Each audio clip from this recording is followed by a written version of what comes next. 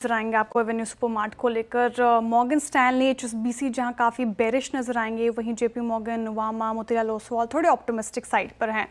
Morgan Stanley underweight है, target 3,350 का रख दिया है, यानी काफ़ी डाउनसाइड पोटेंशियल दिखता है उनको। 4,069 के करीब उनका लास्ट रेटिंग प्राइस था एवेन्यू सुपरमार्ट का। और क्या लग रहा है उनको, तो दोनों ही फर्म्स का मानना है कि Q1 में नतीजे काफ़ी ख़राब रहे। एबिटा, साथ ही आप मुनाफे की बात करें तो उम्मीद से काफ़ी कम आए हैं। एचएसबीसी कह रहे हैं कि लगातार ये 5वां महीना है, जब 5वां क्वार्टर है इनफैक्ट, जब रिजल्ट्स काफ़ी ख़राब हैं, और इसके पीछे की बड़ी वजह रही कंपटीशन। अब बाज़ार में जिस तरीके से कंपटीशन बढ़ रहा है वो नेगेटिव ट्रिगर है इस कंपनी के लिए। और मॉर्गन स्टैनली ने एक बात फ्लैग की कि मैनेजमेंट की कमेंट्री भी उतनी स्ट्रांग नहीं है, जिससे ये अंदाज़ा लगाया जा सकता है कि आगे भी स्टॉक गिर सकता है। जहां थोड़े ऑप्टिमिस्टिक नजर आए जेपी मॉर्गन, उनकी तरफ से होल्ड की कॉल आ गई है, टारगेट प्राइस बढ़ा दिया है, 4,150 रुपये प्रति शेयर का टारगेट प्राइस रख दिया है। और नुवामा ने भी होल्ड की कॉल, 4,086 का टारगेट प्राइस। और मोतीलाल ओसवाल ने तो अच्छा खासा टारगेट प्राइस बढ़ा दिया है, 4,500 रुपये प्रति शेयर का टारगेट प्राइस। इनकी तरफ से बाई की कॉल आई है, तो 10% का अपसाइड पोटेंशियल मोतीलाल को दिख रहा है। क्या अच्छा लग रहा है इनको, तो इन्होंने कहा है कि जिस तरीके से कंपनी स्टोर एक्सपेंशन कर रही है वो एक पॉजिटिव ट्रिगर है। जेपी मॉर्गन कह के चल रहे हैं कि ई कॉमर्स एक्सपेंशन ये ठीक ठाक नज़र आ रहा है, लेकिन नियर टर्म में थोड़ा मुनाफा और घट सकता है। कंपनी के सालाना बैठक का इंतजार करेगा जेपी मॉर्गन। नुवामा का कहना है कि मुनाफे पे तो असर पड़ा है नो डाउट, इसलिए फिनेंशियल ईयर 26-27 के लिए उन्होंने मुनाफा का अनुमान थोड़ा कट कर दिया है, 6 से 8% तक घटा दिया है, लेकिन ये भी ऑप्टिमिस्टिक है कंपनी की एक्सपेंशन और स्टोर्स एडिशन को लेकर।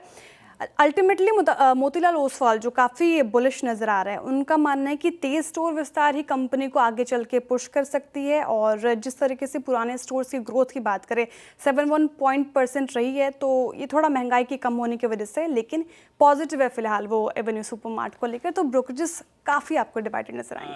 आसान शब्दों में 13% का डिक्लाइन संभव है। और फिनेंशियल ईयर 27 में आप एस्टिमेटेड ईपीएस के मोर्चे पर बात करो तो 58 टाइम्स पर शेयर ट्रेड कर रहा है, तो काफ़ी ज़्यादा वैल्यूएशन भी हाई लग रहा है उनको। GLP-1 और CDMO में ग्रोथ की जो संभावना है वो ऑलरेडी प्राइस्ड है, इसलिए वो रिड्यूस की कॉल आ गई है आईएफएल की तरफ से डिविस लैब पर। अच्छा, क्विकली आज क्योंकि फार्मा की चर्चा हो रही है, health care, hospital space radar पे 2 रिपोर्ट्स आई हैं, बल्कि जी क्या अपडेट्स हैं श्रेया?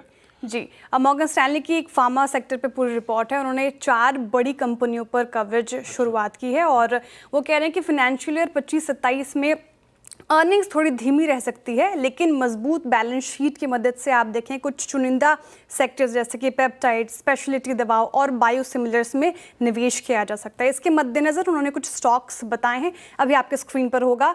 सन फार्मा को वो ओवरवेट की कॉल दिया है उन्होंने, और वो कह रहे हैं कि मजबूत स्पेशलिटी प्रोडक्ट पाइपलाइन है, जो कि एक पॉजिटिव ट्रिगर है। जिस तरीके से सन फार्मा क्रोनिक दवाओं पर फोकस कर रही है वो पॉजिटिव है, और फिनेंशियल स्टेटस भी सन फार्मा का उनको मजबूत नज़र आ रहा है, इसलिए ओवरवेट है। और टारगेट प्राइस 1960 रुपये प्रति शेयर का रख दिया है।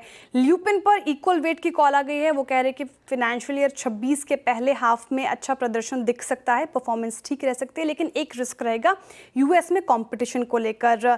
डॉक्टर रेड्डीज को लेकर इक्वल वेट है, और सिप्ला थोड़ा अंडरवेट उनका कॉल आया है, बेचने की सलाह है। टारगेट प्राइस 1400 रख दिया है, और वो कह रहे हैं कि ईपीएस में गिरावट आ सकती है, इसलिए सिप्ला पे अंडरवेट है। हेल्थ केयर स्पेस को लेकर आपने बात की, जेफरीज की रिपोर्ट आई है हॉस्पिटल सेक्टर को लेकर। उन्होंने कहा कि जिस तरीके से रिपोर्ट आई थी अभी हाल फिलहाल में, और रिपोर्ट में कहा गया था कि सरकार हेल्थ इंश्योरेंस क्लेम्स को कंट्रोल कर सकती है, ऐसी प्लानिंग कर रही है, उसके वजह से हॉस्पिटल स्टॉक्स में हमें गिरावट देखने को मिली थी। लेकिन अगर सरकार ऐसे स्ट्रिक्ट नॉर्म्स लगाती है तो इसका नेगेटिव असर हो सकता है। प्राइवेट हॉस्पिटल्स नए बेड्स नहीं जोड़ेंगी, इंफ्रास्ट्रक्चर पर कम निवेश करेगी, और पिछले 12 से 18 महीने में आप देखें तो रेगुलेटरी खबरें जब भी आई हैं तो जेफरीज का ऐसा मानना है कि ये लॉन्ग टर्म के लिहाज से एक अच्छा मौका रहा है निवेश के तौर पर, इसलिए इन्होंने टॉप पिक्स बताई।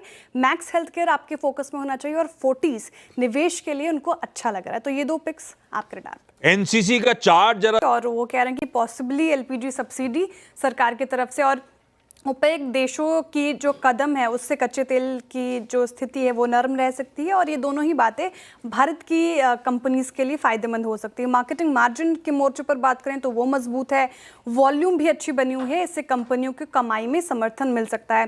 3 स्टॉक्स HPCL, BPCL, IOC, इन पर उन्होंने बाई की रेटिंग बरकरार रखी। HPCL पर 480 का टारगेट प्राइस, BPCL 420 और IOC को 180 का टारगेट प्राइस दिया है। चलिए भाई।